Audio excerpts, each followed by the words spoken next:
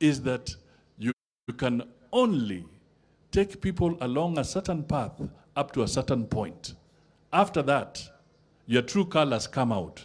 And when your true colors come out, you must now realize the game is over. Kwa mambo ya media, help us. Help us. The freedom of the media must be protected and defended. But the media must also be responsible. You cannot be commentating like pundits, football pundits or soccer pundits. You know, umekuwa na panelists. Wanasema sasa, wamefika Kangemi, what do you think about that? Sasa, wamefika Kibera, what do you think about that? Sasa, wamefika, there's a stone being thrown. This is, are you a pundit for anarchy? Are you a commentator for anarchy? Where are the ethics? Where is the ethical attitude about the media? I remember, even when people were sick sometimes, you are even trained not to show certain photographs. You are trained to moderate the photographs that you bring out. Surely, how can you be reporting every day about a pundit? You are the one, today I'm happy because I'm going to cover the maandamano. And my job is to be narrating how they are moving. Tell me, aren't you also breeding anarchy? Aren't you fueling anarchy? And anarchy breeds anarchy. Kenyans, let's be one, let's be united, let's work together. Let us recognize the fact that we have a big challenge ahead of us. Kenya ijengwe, and the President of the Republic of Kenya is William Samoei Ruto. If you have an issue, let us meet in 2027. That is how democracy is. Wacha kutuzungusha. Kwa kuruha. Malulu njendi. Kwa kuruha. Tumechoka. We cannot continue that way. Let us be a united nation. Let us work together. So let me take this opportunity to invite our brother, the Deputy President, Mheshimiwa Rigathi Gachagua, naye azungumuze aseme yake. Asanteni sana na tutatoa mchango yetu baada ya yeye kumaliza kuzungumuza. Thank you so much. Piga makofi kidogo.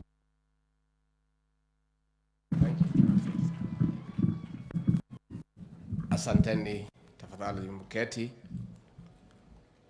Waziri wetu mkuu, kinara wa bunge yetu ya kitaifa, governor wetu wa Bungoma, the leaders of the majority in the National Assembly and the Senate, viongozi wenzangu wale wamefika hapa, wakaaji wa Malava na Kakamega na Nandi na Uasin Gishu, Mulembe, Mulembe Fosi, Mulembe Te, Mulembe Mea, Mulembe Swa, Mulimoyo, Mulimaramu.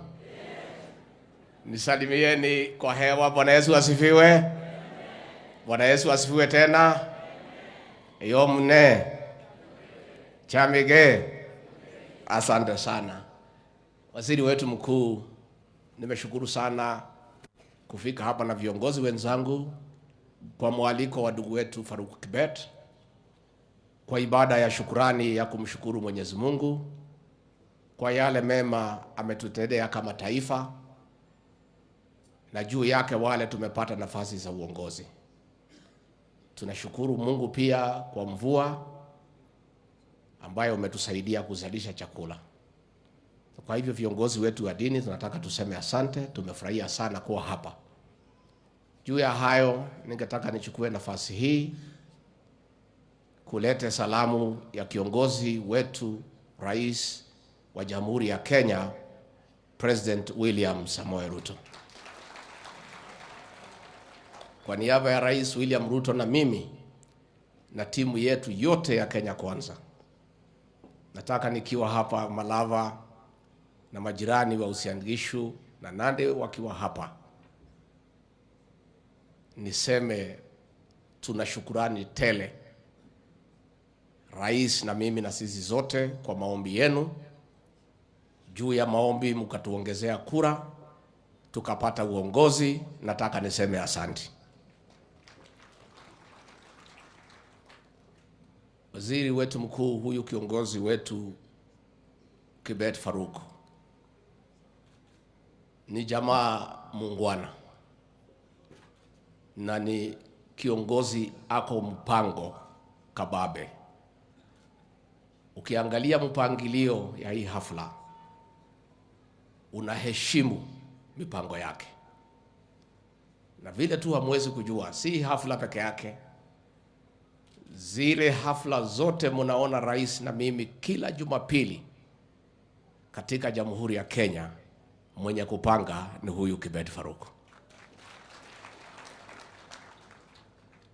Huyu Kibet Faruku ni mfanyikazi wetu, si mtu mkubwa sana kwa serikali yetu, mtu tu hapo, lakini ako na ujasiri mkubwa.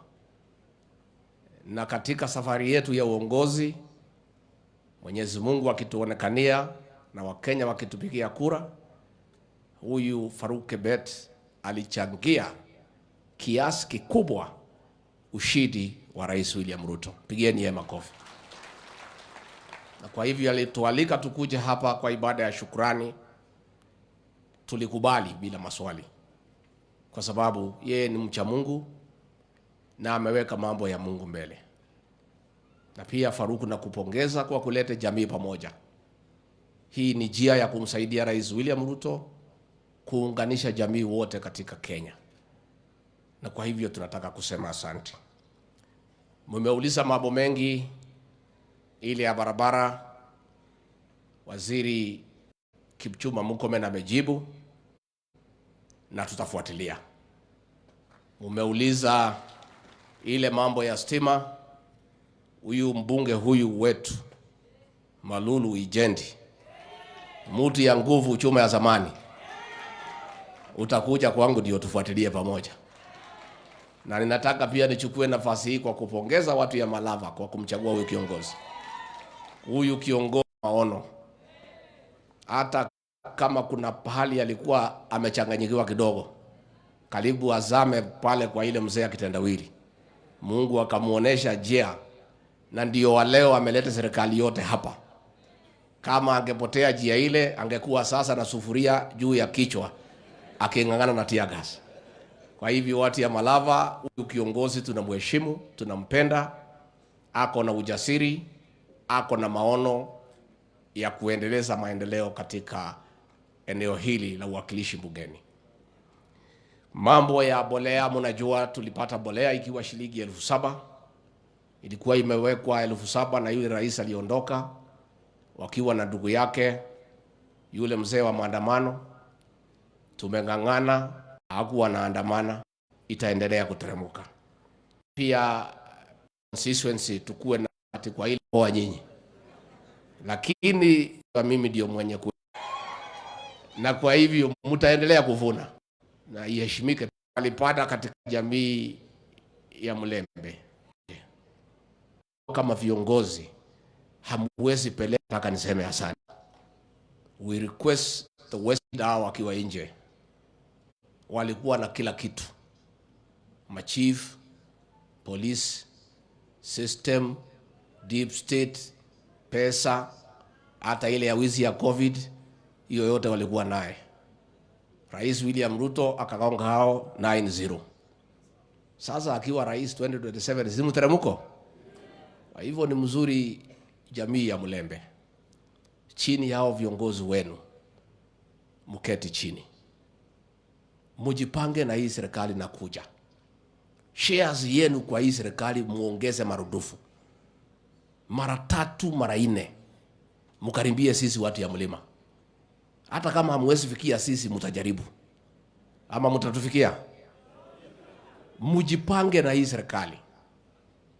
And leaders have a responsibility to guide analysis of the situation and to guide a community this western, kwa sababu 5 mwaka ya 6 sikupanda mjinga this kuvuna.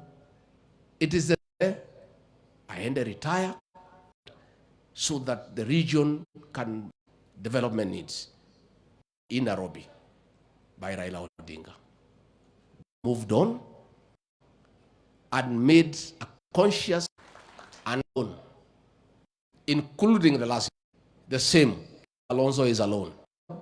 His community, to his community that has supported him to amount negatively, as destroyers of property, as people who have not asking the people of that region, what gain is there? At the expense, huyu mzee wametutumania. They sent emissary to us, even wanting to come and sit with us to negotiate their entry into government. And we are saying, once bitten, twice shy. Raila Odinga has perfected causing havoc, unleashing violence, property. Then he is caught through blood, through destruction of property. President William Ruto and I, on 13th of September, with the entire world watching, and so to uphold and defend the Constitution. We have told their emissaries, we have no intention and no capacity to violate the Constitution. It will not happen. So the issue of nusu mkate government, the issue of handshake, is non-negotiable. Nevertheless, if they stop their bad manners and call of violence, we can have a sitting with only one agenda. One, to discuss the exit of Raila Odinga from the Kenyan political space and permanent retirement. That is the only agenda that we can discuss. They can continue causing havoc and mayhem for as long as he wants. But I want to assure the people of Kenya today from Kakamega, tomorrow, nobody, I repeat, nobody will be allowed to destroy property anywhere in the Republic. I want to caution those young men who have been taking advantage of the violence unleashed by Raila to steal property, to mug people, to loot property. That Monday, the laws of this country are clear. This is no longer demonstrations. This is post-election violence, mugging, theft, robbery, including robbery with violence. Those are felonies. If they care to look at the penal code, the consequences are extremely heavy. Monday, the government of the Republic of Kenya will assert its authority in protecting life and property and upholding the rule of law. I'm just giving that caution to those not gonna be business as usual.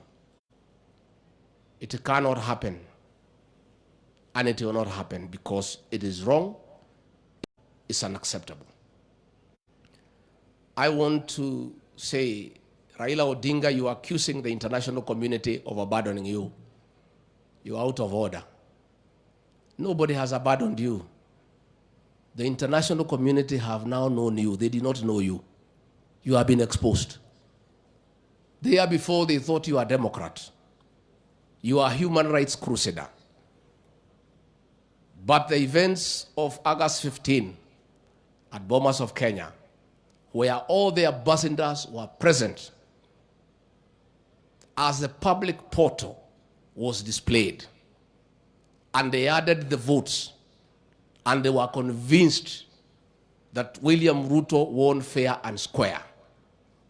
The issues you are now raising, the international community has told you off, and you have been exposed.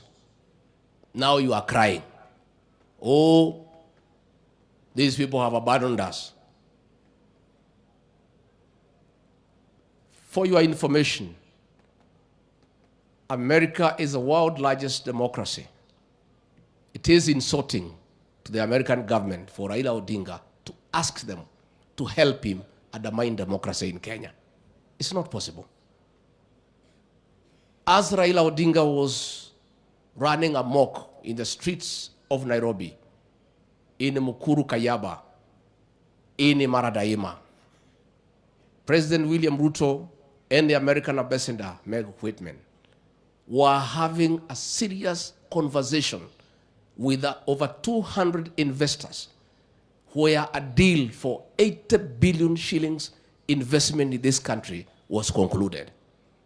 You are now asking the American ambassador to abandon discussing investment for the benefit of this country to come and support you in destroying property. It will not happen. We want to urge the international community, please ignore that old man. Now that you know him, much as he had misled you before, now you know him. He's just a man who has gotten whatever he wants through violence and anarchy. And now that he's exposed, that sorts out the matter. Leave him to us. We'll sort out the other issues with him locally here without your involvement. Nikimalizia, niseme ya kwamba I want to talk to my elder brother and friend, President Uhuru Kenyatta. I have sent you a message through your emissary. Please, if you want to talk to us because you don't want to pay taxes, if you want to talk to us so that you don't return the money that you put abroad, you don't have to cause violence through Raila Odinga. You can call us for an honest conversation, and then we can discuss whether you pay tax, whether you don't, how, nini, tunaweza kubaliana. But it's also good for me to tell you, as you finance violence, violence is unpredictable.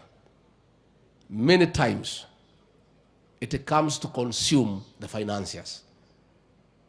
Those young people you are sending to loot property and paying them, when they are through with looting property for the small people and there is nothing remaining, you know what they will do. I'd like you to take time, President Uhuru Kenyatta and Raila Odinga, if you have time. You read the history on the French Revolution of 1789, if you have time. As the revolution was going on, the peasants decided that the bourgeoisie and the aristocracy should be beheaded. And they started beheading them. Along the way, people were getting impatient that the beheading was too slow and they were craving for blood. A man called Robespierre, to sort out that issue, created a machine called the guillotine. And with that machine, the protesters were able to behead people very quickly. And as they beheaded more and more people, they became impatient. The machine was too slow. They wanted a quicker machine. To show their displeasure about the slowness of that machine, they looked for Robespierre and guillotined him. You have heard me. Nikimalizia niseme asanti. Tumeshukuru sana. This is our country. The people of Western have come with greetings from the people of the other mountain. When the two mountains, the Mount Kenya and Mount Elgon, speak in one voice, many good things happen. I would like us to strengthen our friendship, and we'll come here many times. Many times. Finally, these media people, Prime Cabinet Secretary, don't worry about them. These are Azimio people. So you should not be bothered about them. They joined Azimio to run fake opinion polls. They wrote headline after headline that William Ruto stands no chance. They are still in denial. They are still hoping that Raila can push us to bring him into government, and then they can join government too. That is why they are glorifying violence and anarchy, because they are part of Azimio. They are the same people who think and believe that our government can have cracks. They are ones behind the narrative. They are the ones who are behind the narrative that Deputy President and Musalia Mudavadi have a conflict. These same people. A false narrative. Nonsense. Musalia Mudavadi and I have come a long way. When I was personal assistant to President Uhuru Kenyatta, and he was his vice presidential nominee, we worked together. I've eaten food in his house many times. I've spent many nights there. Sisi ni kama chanda na pete. So nyinyi watu ya magazeti, kama mnangojea hii serikali ya William Ruto isabaratike, you will wait for a long time. I've even them seeing, because I had a meeting on Sunday with our security chiefs, and Professor Kindiki, we had sent him to North Rift to deal with the bandit, and he was not able to come to meeting. This same media trying to create a narrative that there is a problem. Nyinyi watu ya Azimio mwachana na sisi. Mungoje tuonane na nyinyi 2027. You join that Azimio brigade and your fellows. Tukutane kwa debe. Na msitusie sisi woga. You wrote all headlines against us. You demeaned President William Ruto. You called him a thief. You wrote anything bad you can never write about anybody.